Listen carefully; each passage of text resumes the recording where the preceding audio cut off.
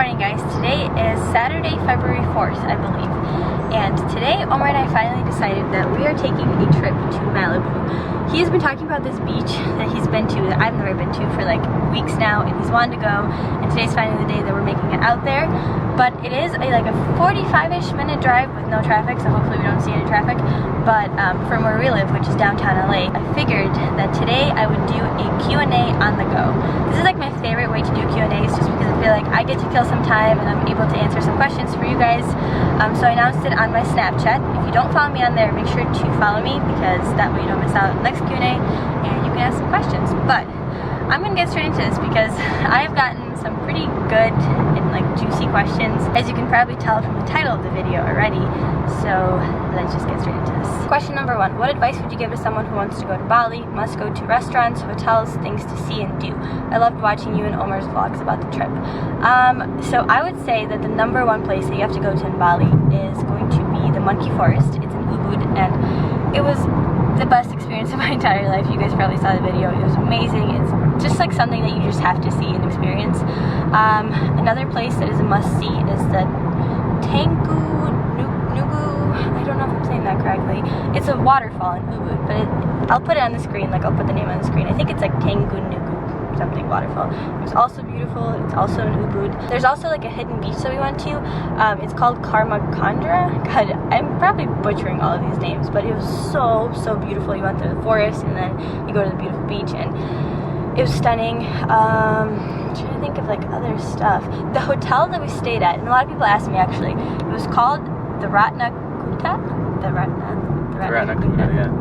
something like that. And it was awesome. The thing about Bali is like they have these really beautiful, amazing hotels that are like right on the beach. But Omar and I didn't stay at one like that, because I feel like for those hotels, like you kind of, it's more of like a resort life, like it's kind of like Mexico or Dominican. But we stayed at a hotel that was more in the city, so that we could actually experience real life Bali. Like we rode those little scooters to the beach. It was only like 20 minutes away from the beach, so it wasn't bad at all. But I feel like it was a lot more fun because we actually got to see Bali. I agree. We drove around on the scooter, and I think that's that was like the best part. The funnest part ever. It was so cheap, you guys. The hotel was like $20 a day or a night, I think, something like that. And the lady who runs it is just like the sweetest person ever. What are your best tips for saving money living in LA? I'm moving from Canada for school at UCLA come fall, and I know it can be super expensive to live there. So definitely budget. Figure out like what your biggest expenses are and make sure that you have a monthly income enough to cover that. And also like little things, like Omar and I save money on shopping at Aldi versus, you know, most people here shop at like Whole Foods, but that's like so much more expensive, and you can get so much more food at Aldi for the same price. Getting gas at a gas station like Arco versus other ones that are a little bit more expensive. I think Arco is like the cheapest one. You have to watch yourself with going out to eat, because there's a lot of good food here, and that can get out of control like really fast. So just little things like that. But obviously the big thing is just knowing your budget and making sure that your rent, your car payments, insurance, things like that are all covered before everything else. Who would you want to play you in a film about your life? Ooh, it's a good one. To be honest, I feel like, I'm not sure if I'd want her to play me, but she's my favorite actress, Jennifer Aniston. She's just someone that I've always loved watching. I think she's like hilarious and just like easygoing, but also like a girl boss. I don't know if that makes sense, but I feel like she's like a strong woman, but also really funny, and just, I feel like she could play me pretty well, I think. I don't know. She's just always someone that I relate to and really liked watching, so I would say Jennifer Aniston. Next question: how are your teeth so perfect and white? Do you whiten them or just blessed with perfect teeth? I notice them in all your videos. Here's the juicy question of this Q&A, and probably what you came here for. So I'm going to open up about something that I truly never ever thought that I would ever talk about on the internet. So I was actually blessed with the worst possible teeth you could think of, genetically. So growing up, you know how you guys lose your baby teeth and then your adult teeth come in? My baby teeth fell out. It's these 2 teeth right here, and they actually never grew in. And I remember my grandma taking me to the dentist, and they did an x-ray, and they said, you know, there's no root there, so like the adult teeth are never going to grow in. It's just genetic, nothing's wrong with you, but it's never gonna happen. You know, your baby teeth fell out and they're never coming back. And I had these like really big gaps, so it's like this one right here and this one right here. I'm gonna be real with you guys because people always comment about my teeth and they always say they're so perfect or you're so perfect, things like that. And you guys, no one is perfect. Everyone has something about them. You know, just some people are not comfortable enough with sharing it, and I never thought that I would be, but here I am. So we went to the dentist and they pretty much told me that those teeth are never going to come in, and what they suggested was to basically put on braces and pull everything in. So take these two teeth, pull them in, shape them, and basically those two teeth would replace like the teeth that are supposed to be right here. When they were trying to do that, or when they were kind of like evaluating everything, they later on found out that it was actually impossible to do that for my specific mouth, because I already have a really small mouth that if they were to pull everything in, which would have been a really like a much easier process than what I went through, if they were to do that my mouth would become even smaller and I would have a harder time like eating and stuff like that, because I was already missing other teeth that were in the back. So they said that there's another option. Another option was to put on braces again and actually pull everything back and make 2 spaces, and then when I were to turn past 18 years old, because that's like when your mouth forms, they would put in legit implants into my gums and then put the fake teeth on. So my parents decided that was going to be a better idea and a better option for me. So I got braces on, I believe it was the end of 5th grade or early 6th grade. It was a horrible experience. I just had like the worst dentist ever that was putting them on, or the worst dentist or whatever. I had to wear like a headgear at some point. Basically, I had braces on for 5 years. Yeah, I think it was 5 years. And then the space between my teeth finally started to form, which was like the whole point of it. But I was in high school and I had 2 huge gaps in between my teeth, and I was so uncomfortable about it because it would just get bigger and bigger. So what the dentist did for me was they actually made me a retainer that had 2 teeth on them, and I could literally like pop it in and out. That's the most like the weirdest part of this whole story probably was the fact that I wore that retainer for about 3 years. Even when I started my YouTube channel, I had the retainer on. I don't know if you guys can go back and like really old videos, but I'm not sure if you'd ever noticed, but I could always notice because there was always like little gaps in between my teeth. I could literally pop it in and out with my tongue. Like, this is so embarrassing that I'm telling you guys this, but it's the truth. So I wore that retainer for a long time. I still had the braces on, and then I took the braces off for a year, and I had the retainer still on because we had to wait for my teeth to form and for my mouth to basically become like all grown in and everything, so then I could put the implants in. Then at 20 years old was finally when they started like the process of trying to figure out like what surgeon we were going to go to put the implants in. I could not stand the retainer any longer. It would even sometimes like irritate my mouth so bad, especially on the top of my gum. So then we found a surgeon, and you know, they did like all the measurements, things like that, and I got the implants in. I don't remember like the month that it was in, but Omar was actually there for the surgery, and apparently I was very loopy. Was I loopy? Yeah, you were definitely high. I was like yelling at the dentist, but pretty much they put the 2 implants into my mouth, and I couldn't wear my retainer for 3 days because obviously everything had to kind of heal. After the implants healed, I had to go to a different I've been to like 5 different doctors for all this stuff. A different dentist who was actually making the tooth, like the tooth that goes on the implant. That took like a good 4 tries. They just couldn't figure out how to put the teeth on, and they didn't look natural at all. Like, they looked so weird. And I remember looking in the mirror and I was like, you can tell that I have fake teeth. And then on the 4th try, it was the final try, I was like, you know what, we're just gonna, you know, if it's not gonna work, I don't know, I'm just gonna wear the retainer for the rest of my life. And they finally got it. I remember like he gave me the mirror, and I literally started crying because it was like, this took years, you guys. I never even thought that we would get to the final step of, you know, not having to wear the retainer and actually having, you know, the closest to real teeth as I can.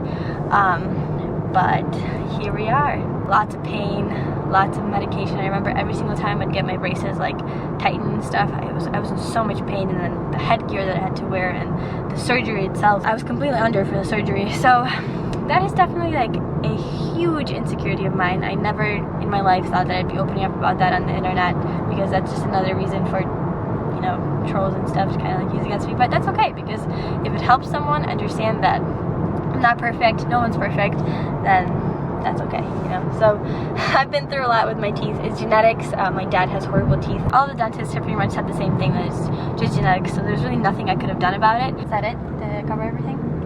Just tell them about the water polo story when you scared the girls. Oh my god. This is embarrassing.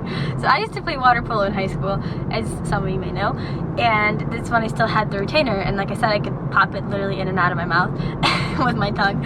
And there was a time where we were playing a game, and I was about to score, and I popped the retainer out with my tongue, and the girl's face, it was the goalie, right? Because I kind of just like startled her, and she was just like, and I scored the goal because my teeth just came out, and she was like, oh my god. And then we were shaking hands afterwards. I remember her like blatantly just staring into my face, like she probably thought that, I don't know, I was like a vampire or something.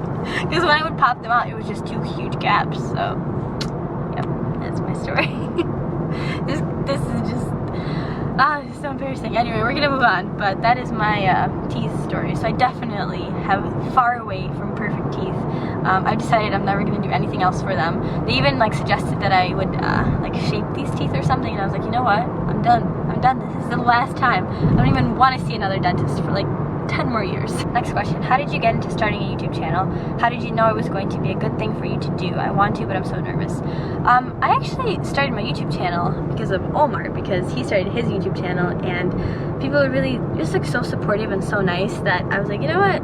Why not? I'm just gonna start my own. I really wanted to connect with people who had the same hobbies as me, because I really didn't have a lot of friends in high school who were like into fitness and stuff. So it was kind of just a way for me to connect with others from all over the world. So it did not pick up at all at the beginning, but what kept me going was just the people who were watching and who were commenting. Like just a couple comments I would get would literally make my day. And by knowing that I could even just help one or two people, that kind of just kept me going up until this point. And now I have the most amazing group of people watching me. Like, you guys are just the best. I read my comments all the time and I smile. I literally like sit in my bed just smiling at my laptop. So from the bottom of my heart, thank you guys so much, because your support never ever ever goes unnoticed. Like, it drives me all the time. What are your core values? What qualities do you value in people? Something that I value is like your willingness to help others. I always try, at least I try my best. Sometimes I have my moments, you guys, but I try my best to help people as much as I can without expecting something in return. Omar and I were actually having a conversation about this yesterday. Like, you know, everyone has their moments, and I was actually having like a really bad moment, but Omar reminded me that like the most important thing is just be able to help as many people as you can, and I really respect that when I see other people doing that. As well as like trust, compassion, honesty. Like, I feel like all those things are so important in like a human being. What's the most recent book you've read? I read You Are a Badass, and I highly, highly recommend. I actually didn't read it. It was an audiobook, but it was awesome. It's a really, really good book, especially if you're looking for like self-development and just kind of like growth in any different area of your life. It's a perfect book. What is your motivation to go training every day? I've lost mine. Honestly, you guys, I go through phases of losing motivation here and there. Like, it definitely happens. There's no way that like someone's just motivated 24/7, like every single second of their life. You know, it happens, you go through phases, but I think that the best advice I have is to make fitness part of your daily routine. So like, you know, when you don't want to do something, right, but you know you kind of have to, if you do it a couple times, it becomes a habit. So for me, fitness became a habit. Like, going to the gym became a habit. So now when I don't do it, like, something feels off. Even though I take rest days, I don't mean that, but I mean like if I don't go for a consecutive amount of time, it's like my body feels off, my mood feels off. So just kind of try and push yourself through it. Do workouts that make you happy, that you enjoy doing. Like, don't force yourself to do something that you don't want to do, because that way you definitely will not stick to it. But really just try to make it part of your daily routine. Alright, so that'll be it for this portion of the video, like the Q&A portion. I'm going to continue vlogging today because I think we're like 15 minutes away from Malibu, or from the beach that Omar wants to take me on.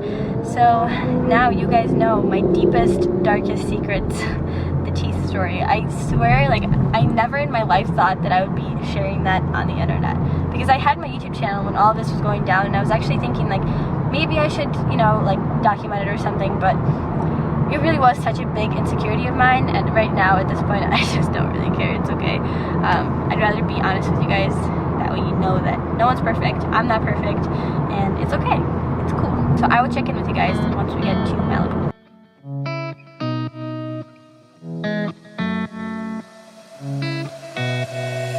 You know just what's to say. Shit that scares me, I should just walk away. But I can't move my feet. So we just got here and I guess the beach is like all the way down there, so we're gonna walk. I just realized that people might have two questions that I forgot to cover while I was talking about the teeth story. One, did we pay out of pocket for my teeth? And no, thankfully. There's no way my parents would have been able to afford that. So actually dental insurance covered, I think, good 60 to 70%. I don't exactly remember how much, but it covered a good chunk of it, thank God. And two, are these teeth actually removable that I have? They're not. It's literally like metal rods that are inside my gum, and they're permanent, so I can't remove them. They're as close to real teeth as I'll ever have. The more I want to, something inside me's changed. I was so much younger yesterday. Oh, I didn't know that I was starving till I tasted you. Don't need no butterflies when you give me the whole damn zoo. By the way, right away, you do things to my body. I didn't know that I was starving till I tasted you.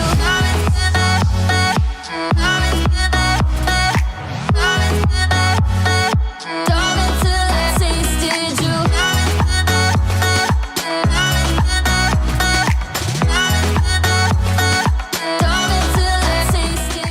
Alright you guys, so we finished with Malibu. Omar and I went home, we changed, and now we're at this Armenian restaurant. We're waiting for Brittany Lester and Matt Ogus to meet us here.